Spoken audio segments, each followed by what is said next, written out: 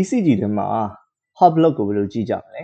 ဒီအကြောင်းကျွန်တော်ဒီနေ့ဆွေးနွေးပေးမှာဖြစ်ပါတယ်ဒါတော့ကျွန်တော်ရဲ့တတိယမြောက် ECG ဗီဒီယိုဖြစ်ပြီပေါ့နော်ရှေ့ကဗီဒီယိုနှစ်ခုကြည့်ပြီးတော့ဒါကြည့်ရင်တော့ပိုနားလဲပါလိမ့်မယ်မကြည့်ရသေးဘဲနဲ့ကြည့်လိုက်ရင်လည်းအဆင်ပြေပါတယ်ကျွန်တော်ကတော့ဒေါက်တာကျော်စုံပါ UKMLA trainer ကြပါကဲစကြည့်လိုက်ရအောင် Okay ဒါကတော့ကျွန်တော်တို့ heart ရဲ့ conduction system ကိုကျွန်တော်တစ်ချက်ပြန်ပြောပြချင်ပါတယ်အဲ့ဒီမှာ SA node ရှိတယ်ပြီးတော့ဒီမှာ AB node ရှိတယ်ပြီးရင်ဒီ AB node ကနေထွက်လာတဲ့ AB bundle လေးရှိတယ်ဒါ bundle hits လို့လည်းခေါ်တယ်ဒီ hits bundle လေးကနှစ်ခုခွဲသွားတာပေါ့နော် left bundle branch နဲ့ right bundle branch ဆိုပြီးတော့ခွဲသွားတယ် Okay အဲ့တော့ heart block ဆိုတာဘာလဲဆိုတော့ဒီ conduction system သွားတဲ့လမ်းကြောင်းမှာdepolarization တွေသွားတာကိုနှေးနေတဲ့ယောဂပေါ့နော် block ဖြစ်နေတဲ့ယောဂအဲ့ဒါကို heart block လို့ခေါ်လို့ရတယ်နော်ဒါပေမဲ့ heart block လို့ပြောလိုက်ရင်တော့များသောအားဖြင့်ဒီနာဒီ AB bundle နဲ့ဒီAB node နဲ့ AB bundle ပေါ့နော်အဲ့ဒီမှာblock ဖြစ်နေတာကိုပြောတာများတယ်ဒီ output နေရာမှာ block ဖြစ်ရင်ကြတော့ကျွန်တော်တို့ bundle branch block လို့ခေါ်တယ် left bundle branch block ရှိရယ် right bundle branch block ဆိုတာရှိရယ် okay ဒါလေးက conduction system လေးပေါ့နော်အဲ့တော့ကျွန်တော်တို့ကဒီ heart ရဲ့ဒီ depolarization တွေကဘယ်လိုစဖြစ်လာလဲပေါ့နော်အဲ့လိုမျိုးတွေးလိုက်တော့ကျွန်တော် SA node ကနေစထွက်လာအတိကြတယ်နော်အဲ့တော့ SA node ကနေဘယ်လိုထွက်လာလဲပေါ့nerve တစ်ခုခုကနေပြီးတော့သူ့ကို stimulate လာလုပ်လိုက်လားဒီလိုတော့လည်းမဟုတ်ဘူး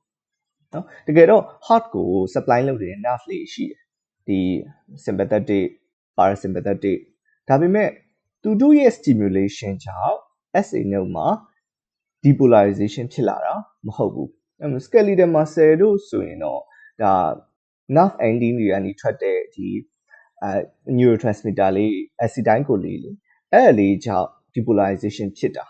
ဒါပေမဲ့ heart ကတော့အဲ့လိုမဟုတ်ဘူး heart မှာသူ့ကိုယ်သူ depolarization ဖန်တီးနိုင်တဲ့အရည်ချင်းရှိတယ်အဲ့ဒါကို auto rhythmicity လို့ခေါ်တယ် okay ဒါလေးကျွန်တော်တစ်ချက်ရှင်းပြမယ်နောက်ကဘယ်လိုဖြစ်လာလဲဆိုတော့ဒီဒါကSA node မှာရှိတဲ့ cell လေးရဲ့ resting membrane potential ကိုကြည့်ထားအဲ့တော့သူ့ရဲ့ membrane potential ကိုကြည့်လိုက်ရင်သူက resting membrane potential ကတနေရာထဲမှာတန်းပြီးတော့ရှိမနေဘဲနဲ့ depolarize ဖြစ်တဲ့ဘက်ကိုအမြဲတမ်းဖြစ်နော်အဲ့မှာကြည့်လိုက်ရင်သူရဲ့ resting potential တွေကအပေါ်အမြဲတမ်းတက်နေရယ်တက်ပြီးတော့အဲ့ဒီ threshold level ရောက်သွားရင် action potential ဖြစ်သွားတယ် action potential ဖြစ် depolarization ဖြစ်ပြီးတော့ resting level လုံးဝပြန်မရအောင်အဲ့လိုမျိုးဖြစ်နေဒီလိုမျိုးဖြစ်နေအောင်လှုပ်ထားတဲ့ဒီ channel လေးရှိရပေါ့နော်အဲ့အကြောင်းတော့ကျွန်တော်အသေးစိတ်မပြောတော့ဘူးအဓိကမှတ်ရမှာ resting membrane potential ကလည်းငြိမ်မနေဘူးအမြဲတမ်း depolarize ဖြစ်တဲ့ဘက်ကိုသွားနေရယ် action potential ဖြစ်အောင်လုပ်နေရယ်အဲ့တော့ဒီလိုလုပ်လိုက်တဲ့အတွက် action potential ဖြစ်လာတယ် action potential ဆိုတာ depolarization တူတူပဲအဲ့ depolarization တွေကပြန့်နိုင်တယ်တနေရာနေတနေရာကိုသွားတယ်အဲ့လိုသွားဖို့အတွက် heart မှာ gap junction တွေရှိတယ်ပြီးတော့ conduction system တွေရှိတယ်ဒါလေးကြောင့်ဒီ heart ရဲ့ depolarization တွေကမြန်ဆက်ဆက်စီးဆင်းနေနိုင်ရပေါ့နော် okay အဲ့တော့အဲ့ဒီစီးဆင်းတဲ့လမ်းကြောင်းကို block လုပ်ထားတာမျိုးလည်းဖြစ်နေတတ်တယ်အဲ့ယောဂတွေကြောင့်ကျွန်တော်တို့ heart block လို့ခေါ်လိုက်တာပေါ့နော် okay အဲ့တော့ heart မှာ auto rhythmicity ရှိပါတယ် okay ဒါလေးကကြတော့ခုနကျွန်တော်ပြောလိုက်တဲ့ SA node ကနေပြီးတော့ depolarization ထုတ်တယ်ဒီ depolarization က atrium ကိုပြတ်သွားရင်အဲ့ဒါ P wave လေးပေါ်လာတယ် okay ပြီးရင် AB node ကိုရောက်မယ် AB node ကနေ bundle branch တွေဖြစ်ဒီကနေပြီးတော့ ventricle ပြတ်သွားတယ်အဲ့လိုမျိုး ventricular depolarization ဖြစ်ရင် QRS တွေဖြစ်မယ် okay အဲ့တော့ ventricular depolarization ဖြစ်တဲ့ P wave နဲ့QRS နဲ့ကြားမှာအချိန်လေးတစ်ခုရှိနေတယ်နော်ချက်ချင်းမဖြစ်သွားဘူး ventricular depolarization ဖြစ်ပြီးတော့ QRS ချက်ချင်းတန်းမလာဘူးအဲ့လိုဖြစ်နေရတဲ့အကြောင်းရင်းကဒီ AB node နေရာမှာ heart rate conduction ကိုနှေးအောင်တမင်လှုပ်ထားတာလည်းအကြောင်းရှိတယ်ဗျအဲ့လိုလေဆိုတော့ depolarization လာရင် contraction ကလာတော့မှာအဲ့တော့ contraction နဲ့ depolarization ကသိပ်မကြောက်အဲ့တော့ atrium မှာ depolarization ဖြစ်သွားရင် atrial contraction ဖြစ်မယ် ပြီးရင် ventricle contraction ကလိုက်လာတော့မှာအဲ့တော့ဒီလိုမဖြစ်စေချင်ဘူး atrium နဲ့ ventricle ဆိုတာတပြိုင်တည်း contract လုပ်လို့မရဘူးcontract လုပ်လိုက်တဲ့အချိန်မှာသူကြီးကသွားမှာလေဒါပေမဲ့ atrium နဲ့ ventricle တပြိုင်တည်း contract လုပ်လိုက်ရင်သူကြီးကဘယ်သွားမှမသိတော့ရှေ့သွားမှာနောက်သွားမှာမသိဘူးဖြစ်သွားလိမ့်မယ်အဲ့ဒါကြောင့်တစ်ခုပြီးမှတစ်ခုပေါ့နော် atrium contract လုပ်ပြီးတော့မှ ventricle ကို contract လုပ်စေချင်တယ်အဲ့ဒါကြောင့်သဘောတရားကြီးကဘာလုပ်ထားလဲဆိုတော့ AV node နေရာမှာ conduction ကိုနှေးအောင်တမင်လုပ်ထားတာ okay အဲ့တော့နောက်တစ်ခုကဘာလဲဆိုတော့ atrium နဲ့ ventricle ကြားလမ်းကြောင်းကဒီ bundle bridge ဒီ bundle his လေးတစ်ခုပဲရှိတယ်အဲ့ဒါ one way ပဲเนาะအဲ့ဒီမှာဆိုရင်ဒါ SA node ဒါ AV node AV node ကနေ AV bundle ပြီးတော့မှ ventricle ရောက်မှာအဲ့လိုမျိုးဖြစ်အောင်ခြားထားတဲ့တံတိုင်းတစ်ခုရှိတယ်အဲ့ဒါကိုကြတော့ကျွန်တော်တို့ cardiac skeleton လို့ခေါ်တယ် cardiac skeleton ဆိုတာ atrium နဲ့ ventricular ကြားမှာအိုင်းချထားတဲ့ fibrous tissue ပေါ့နော်အဲ့ fibrous tissue ပေါ်မှာ muscle fiber လေးတွေကတွေ့နေတာတွေ့ပြီးတော့ contract လုပ်နေတာပေါ့နော်အဲ့တော့ကျွန်တော်တို့ခန္ဓာကိုယ်ရဲ့အခြားနေရာတွေ skeleton နဲ့နည်းနည်းဆင်တယ်ဟိုဘုံတွေဆိုလဲဒီ muscle တွေ့ပြီးတော့ muscle contract လုပ်လို့ရအောင်လုပ်ထားတဲ့ဟို framework ကြီးပေါ့နော်အဲ့လိုမျိုးပုံစံမျိုးလေအခုဒီ heart မှာလည်းအဲ့လိုမျိုး cardiac skeleton ဆိုတာရှိတယ်နော် cardiac skeleton function ကကျန်းအဖြစ်ဆိုရင်2မျိုးပေါ့ heart muscle လာတွေ့ဖို့ရယ်နောက်တစ်ခုက atrium က electrical activity တွေက ventricle ကိုလွယ်လွယ်နဲ့မပြတ်အောင်ပိုင်းခြားထားလွယ်လွယ်လေးမပြတ်တာမဟုတ်ဘူးလုံးဝကိုမပြတ်တာအဲ့တော့ဒီလမ်းကြောင်းတစ်ခုပဲရှိတယ်အဲ့ဒါလေးကို bundle haze လို့ခေါ်တယ် okay အဲ့တော့ဒီ PR interval လေးအကြောင်းကျွန်တော်စပြောအဲ့ဒါဘာလဲဆိုတော့ဒီမှာ P wave လာတယ် P wave က atrial depolarization QRS ventricular depolarization အဲ့နှစ်ခုကြားကအချိန်လေးကိုကျွန်တော်တို့ PR interval လို့ခေါ်လိုက်တယ်နော်တကယ်လို့တိကျကျပြောမယ်ဆိုရင်တော့ဒီ AV node ကိုဖြတ်သွားတဲ့ကြာချိန်ကကြတော့ PR segment လို့ပြောမှာ P wave ကိုထပ်တွက်လို့မရဘူးလေ P wave က atrium သွားတာအဲ့တော့ PR segment ကိုကြည့်လိုက်ရင်ကြတော့ဒီ clinical မှာကြတော့ခက်မှာပေါ့နော်ဒီ PR segment ကို interpret လုပ်ရရင်ကြည့်ရနည်းနည်းခက်နေလိမ့်မယ်တိတိလေးပဲဒီ square လေးတစ်ခုဆိုရင်1 mm ပဲရှိတာ哦အဲ့တော့ကြည့်ရခက်မှာဆိုလို့ဘယ်လိုလုပ်လိုက်လဲဆိုတော့ PR interval ပဲကြည့်တော့ interval လို့ပြောလိုက်မယ်ဆိုရင်တော့ P wave ပါတယ် P wave ပါတယ်ပြီးတော့ PR segment လေးပါတယ်ပြီးတော့ဒီမှာ QRS ရဲ့အစပေါ့နော်အဲ့အထိကိုကြည့်ထားအဲ့ဒီ PR interval လေးရှိတယ်အဲ့တော့ normal value သိရမယ် normal valueက3 to 5 small squares နော်3 small square ထက်မနည်းရဘူး5ထက်လည်းမများဘူးအဲ့တော့ half block ဖြစ်နေခဲ့ရင်ဘယ်လိုဖြစ်မလဲစဉ်းစားကြည့်တော့block ဖြစ်နေတာဖြစ်တဲ့အတွက်အချိန်ကြာနေမယ်အချိန်ကြာနေမယ်ဆိုတော့ ECG paper ထဲမှာအလျားကရှည်နေမယ်အဲ့တော့5 small squares ထက်ပိုပြီးတော့ကြာသွားမှာပေါ့နော် okay အဲ့တော့ဒါလေးကကျွန်တော်အချိန်လေးကိုတစ်ချက်ပြချင်တယ်1 small square 1 mm ဆိုရင် 0.04 second ရှိရပေါ့နော်40 millisecond လို့ပြောလို့ရတယ်အဲ့တော့5 small square တော့ရင်1 large square ပေါ့နော်1 large square ဆိုရင် 0.2 second တစ်စက္ကန့်ရဲ့9ဘုတ်တစ်ပုတ်ရှိရပေါ့နော်အဲ့တော့ millisecond နဲ့ပြောလိုက်တော့200 millisecond အဲ့တော့တကယ်လို့half block ဖြစ်ရင်200 millisecond ထက် PR interval ကပိုကြာသွားမယ် okay အဲ့တော့ half block ပြောလို့ရပြီအဲ့တော့ half block မှာအခြေခံကြဆုံးကတော့ first degree half block first degree half block ဆိုရင်ဒီ AV node မှာပဲ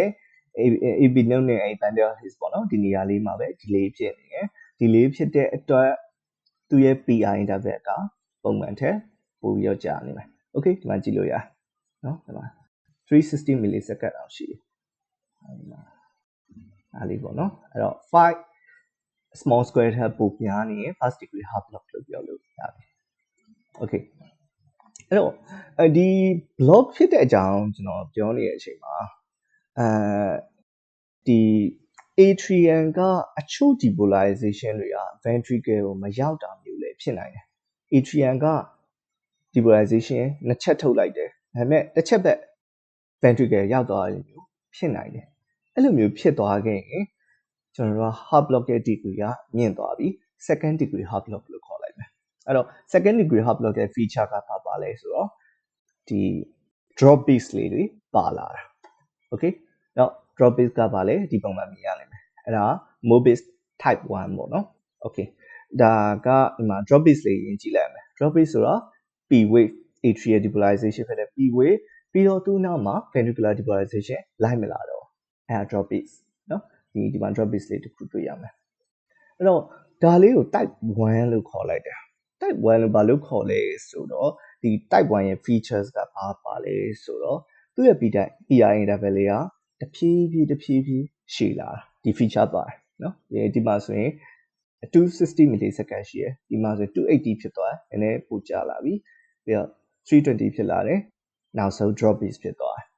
နော် PI interval လေးကတဖြည်းဖြည်းရှည်ပြီးတော့ drop base လေးလိုက်လာတယ်အဲ့လိုမျိုးဆိုရင်တော့ second degree heart block Mobase type 1လို့ခေါ်တယ်โอเคနောက်တစ်ခုက Mobase type 2ပေါ့နော်Mobase type 2ကြတော့ခုနကလို PI interval လေးရှည်လာတဲ့ feature မပါဘဲနဲ့ drop base ပဲချက်ချင်းရောက်လာတာเนาะအဲ့လိုမျိုး drop base ပဲချက်ချင်းရောက်လာတာမျိုးကို Mobase type 2အဲ့ဒီတစ်ခုဘာပို့ဆိုလဲဆိုတော့တကယ်တော့ type 2ကပို့ဆိုးတယ်ပေါ့နော်ဒီခါလေးကျွန်တော်တို့ type 1နဲ့ type 2ရောနေတတ်တယ်ရောနေအောင်ခွဲဖို့အတွက်ကျွန်တော်နမိုးနီလေးတခုဖတ်ဖို့ရရှိရဗျာဘာနဲ့တူလဲဆိုတော့ယောက်ျားအိပ်ပြန်နောက်ကျတာနဲ့တူတယ်တဲ့ဒီမှာဆိုရင်ယောက်ျားတဖြည်းဖြည်းအိပ်ပြန်နောက်ကျတာပေါ့နော်TLB တစ်ရက်နော်6နာရီကနေ